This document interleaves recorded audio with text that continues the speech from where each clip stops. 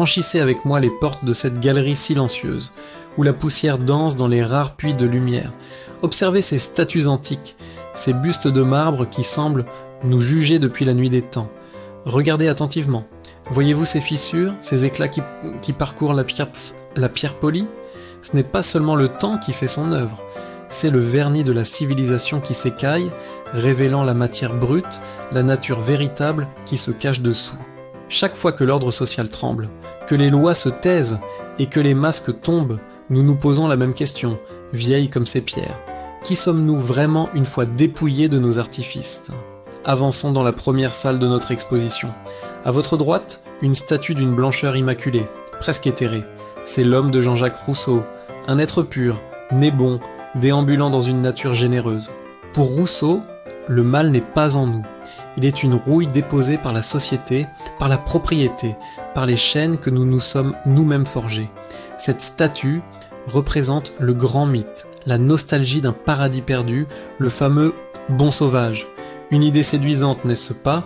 L'espoir que sous nos costumes et nos conventions sommeille un être simple et vertueux.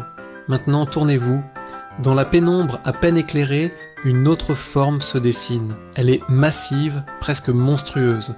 Ce n'est pas une statue, c'est une créature. Le Léviathan de Thomas Hobbes. Pour Hobbes, l'état de nature n'est pas un jardin d'Éden, mais un champ de bataille, un état de guerre de tous contre tous. L'homme n'y est pas un promeneur paisible, mais un loup pour l'homme. Ici, pas de morale, pas de justice, seulement la peur constante de la mort violente. La vie y est, selon ses propres mots, solitaire, misérable, sale, animale et brève. C'est de cette peur primale que naît la société, ce monstre que nous créons, le Léviathan, l'État, auquel nous cédons nos libertés en échange de la sécurité. La plupart s'arrêtent ici à ce duel de titans entre Rousseau et Hobbes, mais notre visite ne fait que commencer. Approchons-nous de la créature de Hobbes, regardons-la non avec horreur, mais avec l'œil froid du psychologue. Hobbes ne dit pas que l'homme est fondamentalement méchant ou sadique. C'est bien plus subtil et bien plus terrifiant. Il dit que l'homme est mu par 3 moteurs principaux. D'abord, la compétition. Dans un monde aux ressources limitées, le gain de l'un est la perte de l'autre. Ensuite, la méfiance. Si je ne sais pas ce que tu penses, par simple mesure de sécurité, je dois anticiper le pire et te neutraliser avant que tu ne me neutralises. C'est une logique préventive implacable. Enfin, et c'est peut-être le plus important, la gloire. Le besoin d'être reconnu, d'avoir une réputation, de dominer ne serait-ce que par le regard des autres. Ce n'est pas de la méchanceté, c'est de la pure rationalité dans un monde sans règles. Une logique de survie poussée à son extrême. Maintenant, quittons cette salle des origines et entrons dans le grand hall du pouvoir. Regardez ces portraits. Voici Nicolas Machiavel, le conseiller florentin au sourire énigmatique. Il nous enseigne que ces mêmes moteurs, compétition, méfiance, quête de gloire, ne disparaissent pas avec la civilisation. Au contraire, ils changent simplement de décor. La forêt primitive est remplacée par les couloirs des palais, les gourdins, par les poisons et les complots. Le prince de Machiavel n'est rien d'autre que l'homme de Hobbes, mais habillé de velours et de brocart. Il doit apprendre à être renard pour déjouer les pièges, et lion pour effrayer les loups. La civilisation n'a pas dompté la bête, elle lui a simplement offert une arène plus sophistiquée, plus hypocrite. Et là, ce buste imposant, c'est Napoléon, l'incarnation même de cette volonté de puissance. Parti de rien, il a gravi les échelons, non pas en étant un bon sauvage, mais en maîtrisant à la perfection les règles de la jungle politique et militaire. Sa quête de gloire a redessiné la carte de l'Europe. Il a compris, comme Machiavel avant lui, que le pouvoir ne se reçoit pas, il se prend, que la crainte est un levier plus fiable que l'amour. La civilisation, avec ses lois et ses académies, n'a été pour lui qu'un instrument, un échiquier sur lequel il a déployé sa nature hobbesienne, sa faim insatiable de domination.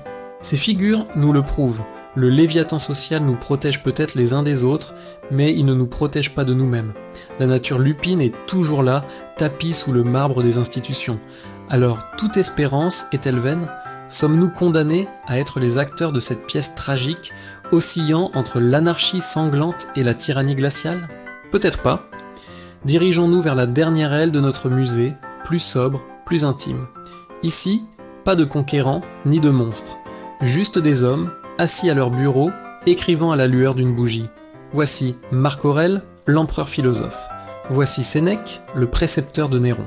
Voici Épictète, l'esclave devenu maître de sagesse. Ce sont les stoïciens. Ils ont vu la cour, les complots, la brutalité du pouvoir. Ils ont regardé le Léviathan droit dans les yeux. Et leur réponse n'a pas été de fuir dans une nature idéalisée, ni de se jeter dans la compétition pour la gloire. Leur réponse a été de se tourner vers l'intérieur. Ils ont compris que si le monde extérieur est un chaos de désirs, de peurs et de conflits, le seul véritable espace de paix et de liberté se trouve en nous. Leur projet, c'était de construire une citadelle intérieure, un Léviathan personnel, une forteresse de la raison capable de tenir en respect non pas les autres, mais nos propres instincts, nos propres pulsions hobbesiennes de peur, de compétition et de vanité. Le stoïcisme est la seule philosophie qui prend acte de la noirceur de la nature humaine, non pas pour s'y complaire, mais pour la maîtriser. Il ne s'agit pas de nier le loup en nous, mais de lui construire une cage solide, forgée par la discipline, la raison et la conscience de ce qui dépend de nous et de ce qui n'en dépend pas. C'est un combat de chaque instant, une sculpture de soi-même, où chaque jour on retire un éclat de marbre superflu pour révéler une forme plus juste, plus forte. Ce n'est pas une quête de bonheur, mais une quête de vertu et de tranquillité d'âme, au milieu de la tempête. Nous voici au terme de notre visite. La lumière du jour décline, les ombres s'allongent et les statues semblent reprendre leur souffle glacé. Qu'avons-nous appris ? Que le débat entre le bon sauvage et le loup pour l'homme est peut-être mal posé. La civilisation n'est pas une solution miracle qui nous transforme, c'est une nouvelle arène, plus vaste et plus complexe. Le véritable combat n'est pas entre l'homme et la société, il est plus ancien, plus intime. C'est le combat de chaque homme contre sa propre nature, contre les pulsions gravées en lui comme des failles dans le marbre. Un combat silencieux qui se joue non pas sur les champs de bataille, mais dans la citadelle de notre propre esprit. Et cette lutte, mes amis, est la véritable histoire de l'humanité, une épopée gravée à jamais dans la pierre sombre de l'histoire. Merci de m'avoir suivi dans cette exploration.